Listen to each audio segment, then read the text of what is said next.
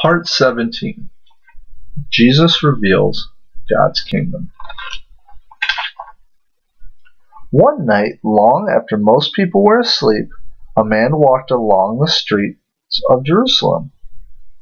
The man's name was Nicodemus. Do you see him? Do you see him walking? He was one of the leaders who liked Jesus, but he also thought that Jesus was mistaken. He knew what Jesus had done in the temple and wanted to remind Jesus that the temple was an important place in God's kingdom. At last he found the home where Jesus was staying. Jesus and Nicodemus sat down to talk. Nicodemus began, "We know that you are a teacher, come from God.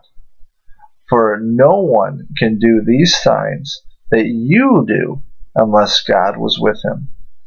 Jesus replied, "Unless one is born again, he cannot see the kingdom of God." Nicodemus was surprised. How can a man be born when he is old? Can he enter a second time into his mother's womb and be born? Then Jesus told Nicodemus that no one can enter the kingdom of God unless he is born again. Nicodemus did not understand. Couldn't he see the kingdom of God? Without being born again, after all,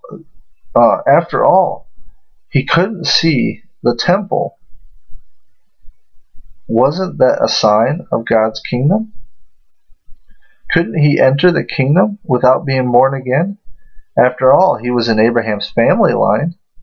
Wasn't that a sign he had already entered the kingdom of God when he was born? Jesus hinted from God's holy book about God's Spirit who brings new life. He tried to help Nicodemus understand. Jesus explained that Nicodemus had not been born into God's kingdom. Instead, God's kingdom had to be born in him. But sad to say, Nicodemus, a teacher of God's holy book, did not yet understand. He went out again into the dark night confused, but some would understand. Others would not take so long to believe that Jesus was sent from God. Others would see and be born again.